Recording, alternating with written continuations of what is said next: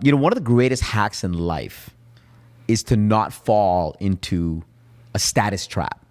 Yeah. Right? You don't get into a trap of getting the nicest clothes or the nicest car or the nicest sneakers. And as human beings, we are hardwired to fall into these traps. We are hardwired to sort of keep up with the Joneses in a way. Yeah. Trap for me, I think content is the trap.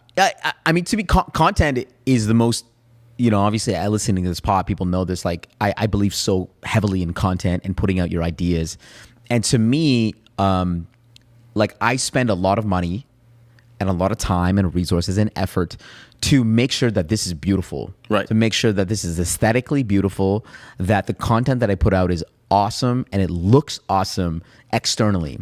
Because I discovered a trick earlier on. And the trick is when something looks good, people they accept the message easier. They're able to absorb the message easier.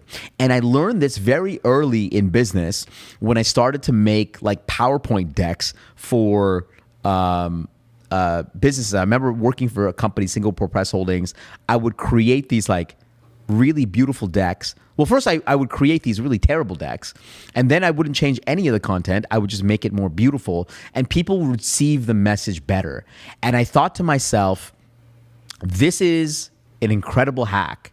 And then going forward, just in working in management consulting, I realized that creating something that's beautiful can actually change people's perspectives. I remember a kid came up to me, he was working underneath me, and the client hated his deck. He hated the ideas.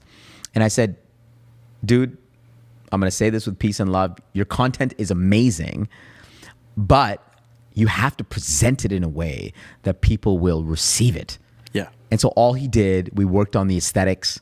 He changed it, same information, presented it back to the client, and they were like, this is amazing. Right. I've seen that time and time and time again. So whenever I'm posting content, I don't even know if it's trap, but it's part of business. But like, I love it. I love the trap. So I don't know if it's a trap. No. Sean, you're taking something that's existed for a long time in other industries, right? Right.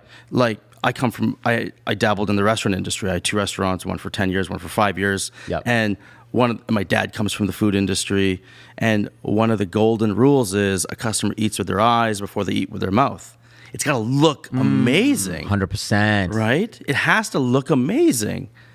And then you actually have a larger margin of error for little mistakes afterwards, right? But the aesthetics got to be on point. Yeah. And so that principle is you're just carrying it over to what you do, and it obviously is very true. It's true in so many scenarios. Yeah. Yeah.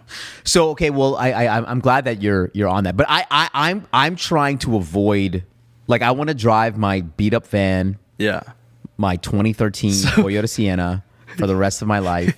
I want to. I don't want to own a watch.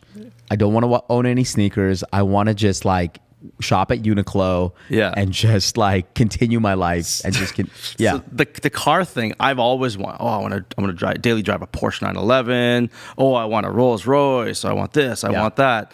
And I'm gonna go buy a new Hyundai on the weekend, and I'm loving it. I'm so excited. And then over the last probably 3-4 months, I've started noticing minivans on the road. Hey, you, Jeff, my friend Chris, Chris. Yep. You guys have minivans. Yes. And you guys are all about the minivan life. We love the minivan life. When you have kids, being able to literally remove a wall of your vehicle to put the kids in and out. I get it. I get it, right? That's what I mean. And I'm looking at that, and I notice minivans now more than I notice like luxury or sports cars. And Indu, she's like, who the heck are you? Who is this individual? You're changing. I'm changing. Love it. With cars, like, there you go.